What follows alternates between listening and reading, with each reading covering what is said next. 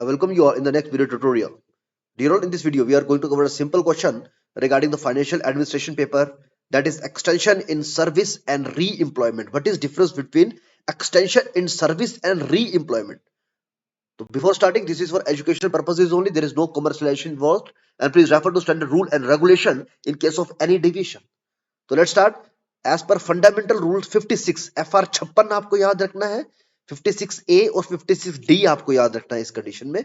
56A में क्या बताया गया है, चलिए इसे पढ़ते हैं। On the expiry of any further extension in the service granted by the central government in the public interest, provided that no such extension in the service shall be granted beyond the age of 60 years। और ये state में 58 years है। अगर हम हिमाचल प्रदेश की बात करें तो वहां पे 58 साल एज है रिटायरमेंट की। तो it may vary from state to state और सेंटर टू स्टेट। तो ये फंडामेंटल रूल सेंटर के हैं, फंडामेंटल रूल्स हैं FRSR। तो 56 में ये टर्म्स बताई गई है। तो स्टेट के हिसाब से इसको आप अपने हिसाब से इसको अमेंड कर सकते हैं, लेकिन रूल यही है 56A जो कि फंडामेंटल रूल्स में बताया गया है।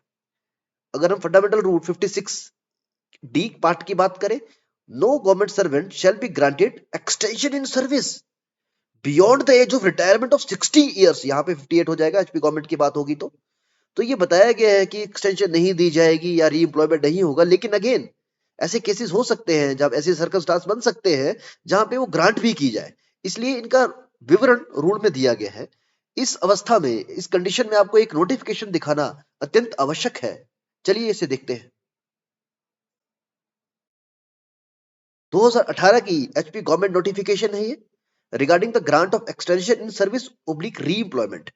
तो इसके संदर्भ में क्या बोला गया है, चलिए हम मेन मुद्दे पे आते हैं। It is therefore reiterated that the extension re-employment beyond the age of retirement or the superannuation has to be allowed in very rare and exceptional circumstances। दिया गया है प्रावधान, लेकिन वो बहुत ज्यादा वेरी रेयर और एक्सेप्शनल सर्कमस्टांस वर्ड यूज किया गया है, and strictly in accordance with the provision provided under chapter 22 of the handbook on the personal matter volume 2 second edition and the provision of FR 56D। तो यहां पे भी fundamental rule का reference दिया गया है। अब इस हैंडबुक को भी आपको दिखाना जरूरी है कि इस हैंडबुक में इंफॉर्मेशन दी गई है रीएम्प्लॉयमेंट के बारे में या एक्सटेंशन ऑफ सर्विस के बारे में। तो चलिए इसको देखते हैं। Handbook on the personal matters volume 2 क्या है। As you can see, this is again, this is the handbook volume 2, personal matter से रिलेटेड है ये, और इसमें हम ढूंढने की कोशिश करेंगे एक्सटेंशन ऑफ सर्विसेज के बारे में। जी बिल्कुल सही है, चैप्टर नंबर 22 में बिल्कुल एक्सटेंशन एंड री एम्प्लॉयमेंट के बारे में बताया गया है। जो इस नोटिफिकेशन में लिखा है कि चैप्टर नंबर 22 में बिल्कुल ये बात सार्थक है, बताया गया है। चलिए इसे पढ़ते हैं। What is the difference between extension and re employment? The term extension is quite different from the term re employment. बिल्कुल डिफरेंट है। एक्सटेंशन का अर्थ और री एम्प्लॉयमेंट का अर्थ बिल्कुल अलग अलग है। पहले री एम्प्लॉयमेंट समझते हैं। The re-employment after actual superannuation or retirement is called re-employment। दोबारा से नियुक्ति देना। The re-employment may be from the date following the date of superannuation or after some period। एकदम से superannuation के बाद भी हो सकती है और after some time भी हो सकती है, और from the date of superannuation से भी वो पीरियड स्टार्ट हो सकता है re-employment का। A re-employment officer get pension and his or her pay is fixed under special orders।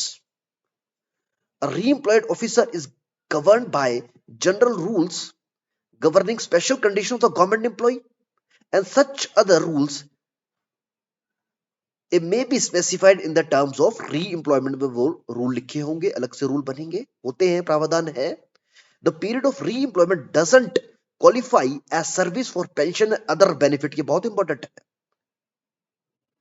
However, the eligibility of the re-employed person to a second pension based on the basis of re-employment will depend upon the term of re-employment पे again उस पर depend करता है।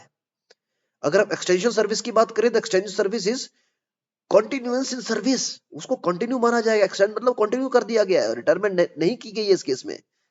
And the officer और the official does not superannuate और retire on reaching the age of superannuate. उससे retire नहीं किया जाएगा बल्कि उसकी सर्विसेज को कंटिन्यू रखा जाएगा, एक्सटेंड किया जाएगा। Further the period of extension in service count for qualifying service for the purpose of pension, वो सर्विस काउंट होगी, रीएम्प्लॉयमेंट में काउंट नहीं हुई है, लेकिन इस एवज में वो पीरियड काउंट होगा। एक बार फिर से देखें, the period of re-employment doesn't qualify as service for pension, whereas in the extension it is written that the period of extension the service count for qualifying service for pension, gratuity and other retirement benefit, besides entitling the incumbent to full pay and allowances and increment etc. उसके अलावा भी benefits मिलेंगे gratuity में, pension में, बिल्कुल। In addition, the concerned officer in whose favor extension in service is granted remain a member of service if he is she was so appointed and will be bound by the specific rule governing the service। तो ये आपको difference याद रखना है। What is difference between extension and re employment, इसको कंठस्थ करिए। So I hope I am able to give an brief idea. Thank you all for your precious time.